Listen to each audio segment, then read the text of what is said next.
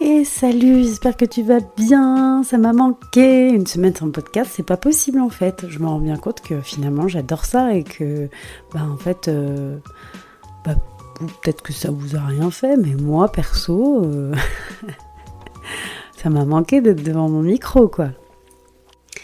Alors aujourd'hui, j'aimerais parler d'une phrase en fait, d'un post sur Instagram sur lequel je suis tombée et que je trouvais très très juste. Je te le lis tout de suite.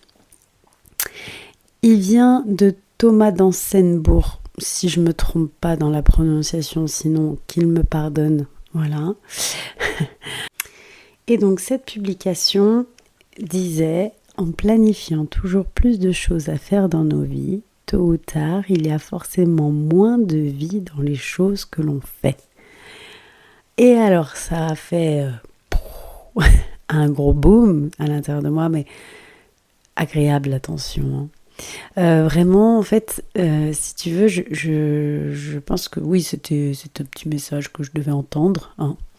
Je ne l'ai pas lu pour rien et surtout, j'ai vraiment capté un truc en lisant ça parce que moi qui me discipline avec mes routines, voilà, mes rituels et tout, très bien. Je le fais parce que ça me plaît. Voilà. Vraiment, ça m'anime, ça me fait du bien, ça n'est pas une corvée et si ça le devenait, j'arrêterais. Mais en effet, parfois, je pense aussi qu'à vouloir beaucoup être dans l'action, on ne vit pas forcément. Je m'explique. À vouloir mettre beaucoup de choses dans son emploi du temps parce qu'on pense que c'est ça. La vie, le fait d'avancer dans ses projets, c'est en travaillant dur, en ayant un planning chargé. Et en fait, on laisse pas forcément place des fois à certaines choses, à certaines opportunités, à certaines choses que la vie peut nous apporter par elle-même. Hein, ça s'appelle des cadeaux. Et des fois, on les voit pas. Parce qu'on est tellement dans notre planning, dans ce que l'on a planifié, dans ce que l'on a listé, que l'on fait les choses en se disant que voilà, c'est pour avancer, c'est génial et tout ça. Et ce qui est le cas, hein, clairement, enfin voilà, mais, je mets un petit mais. Il est peut-être important aussi, par moment, de laisser les choses se faire et d'être dans le vivant. En étant dans l'action, tu es en mouvement. C'est une action, enfin toutes tes actions, même celles où tu penses que tu es en inaction, parce qu'en fait des fois tu te dis tu fais rien, mais si tu es en action, parce que justement tu prends ce temps pour ne rien faire, mais c'est une action qui amène à du repos. Et du coup, ces temps-là, ils sont importants aussi. Et il y a aussi les temps de aujourd'hui, je n'ai rien planifié. Je verrai bien ce que je vais faire de ma journée. Je verrai bien ce qui va se passer dans ma journée. C'est bien ça aussi. Et des fois, on ne se l'autorise pas toujours parce qu'on se dit qu'en fait, on veut avancer vite. On a plein d'objectifs bien précis qui, ça se trouve, ne se réaliseront pas de la façon dont on a pensé. Et qu'il y a peut-être même encore mieux qui nous attend derrière. Mais pour ça, il y a une place à accorder aussi au vide un peu. Une place à l'imprévu. Une place au fait d'être par moments dans le doute, dans le finalement, j'ai planifié ça, mais finalement ça se fera pas, et puis j'ai pas envie, ou dans l'écoute, encore une fois, hein, comme toujours, on en revient toujours au même, c'est le fait de s'écouter. Et il y a cette notion-là que je trouvais hyper intéressante, le fait que parfois on planifie nos vies à faire un tas de choses, alors qu'on oublie tout simplement de vivre cette vie.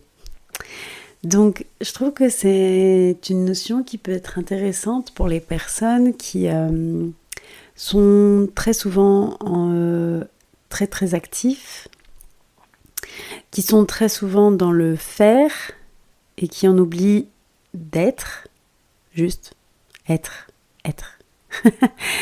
C'est vrai, hein, on fait, on est dans le faire beaucoup. On est dans l'avoir aussi, avoir des choses. Faire, avoir, mais on oublie l'être que nous sommes. Juste être, voilà. Ça amène aussi à cette notion d'instant présent, de vivre son instant présent. D'être conscient quand, en fait, par exemple, un exemple tout bête, et je pense qu'on est nombreux à faire ça, quand on est en train de manger, déjeuner, dîner, peu importe, on s'occupe en même temps. C'est-à-dire que l'on peut regarder la télé, on peut regarder une série, on peut parfois certains lire, en même temps ça arrive, ou être sur son téléphone, beaucoup ça aussi. Et on mange, voilà, on met des choses, on ingurgite des choses comme ça, hop, on prend même pas conscience. Et en fait, cette pause du déjeuner ou du dîner, du petit déjeuner, de la collation, peu importe, cette pause de je mange, je me nourris, je m'alimente pour mon corps, pour mon bien-être, on ne l'apprécie pas à sa juste valeur, par exemple. On ne prend pas le temps d'être seulement en tête-à-tête avec son assiette.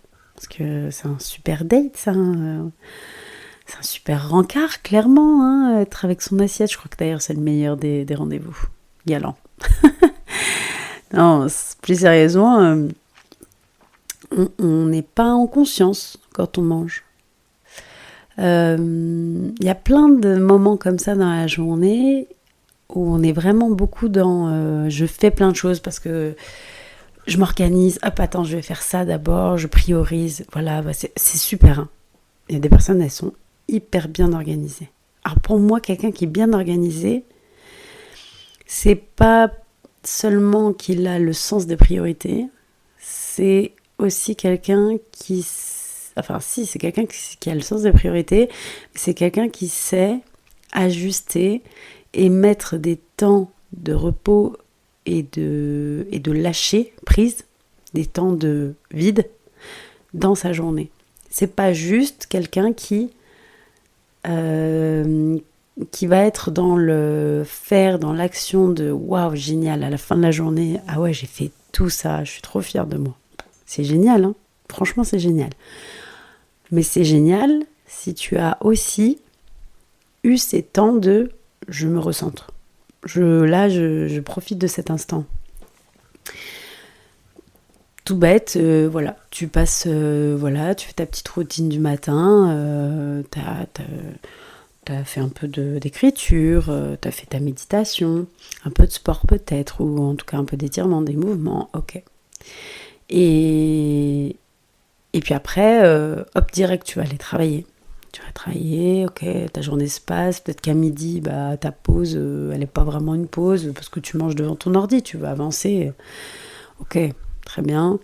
Puis après, tu sors du travail, puis tu as encore prévu plein d'autres choses derrière, parce que voilà, tu as le temps et tout, avant éventuellement d'aller chercher les enfants à l'école, ou autre, peu importe.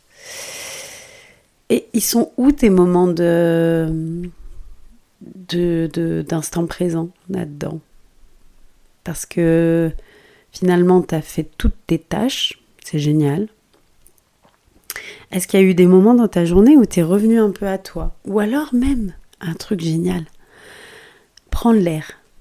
Voilà, tu sors de chez toi ou tu sors de ton travail, tu fais une pause à l'extérieur du bâtiment dans lequel tu es, de ton foyer, de ton environnement, pour juste prendre l'air et respirer, voir un peu ce qu'il y a autour de toi, observer les bruits, les oiseaux, regarder si tu as même la possibilité d'aller un petit peu en pleine nature ou dans ton jardin, c'est encore mieux, mais tu vois cet instant-là, de dire ok là, tu sais quoi, 2-3 minutes là, j'arrête un peu. Ok, je suis là, alors tu vas être un peu dans tes pensées, ça n'empêche pas, faut pas se l'interdire. Mais en fait, c'est ce côté vie aussi les choses. Pas juste les faire, c'est les vivre. Et Et je trouvais que cette notion était importante parce que comme je vous parle quand même beaucoup de routine, du matin, certainement que je parlerai aussi un petit peu de ma routine du soir, parce que finalement j'en ai une aussi. Je trouve que c'était important de parler aussi de ça. De ce côté, ok, tu fais des choses dans ta journée, mais est-ce que tu as des moments de vide et des moments de pleine conscience ? Parce que c'est ces moments-là qui vont t'aider aussi à capter les opportunités que la vie t'offre. Ce sont ces moments-là aussi qui vont t'aider à accueillir ce qui arrive à toi. Si tu es dans le faire tout le temps, si tu es à l'action tout le temps, tu ne vas pas pouvoir voir tout ça. Tu ne vas pas réaliser à quel point la vie, elle t'aide parce que tu as fait des demandes à la vie. Tu as fait tes demandes et tu vibres ces demandes-là. Tu es dans l'action, ce qui est génial parce que c'est aussi ça. Hein. C'est pas juste j'ai demandé, maintenant j'attends, on me tourne dans les pouces. Tu es dans l'action, mais aussi tu sais accueillir les moments où, en fait, avec beaucoup de confiance, au fait de faire certaines choses et de laisser d'autres arriver à toi. Tu vois ce jeu-là ? C'est ce qui est magnifique dans la vie, c'est ce qui est magique. C'est je fais confiance en la vie. Je fais confiance en Dieu, je fais confiance, tu mets le mot que tu veux en face.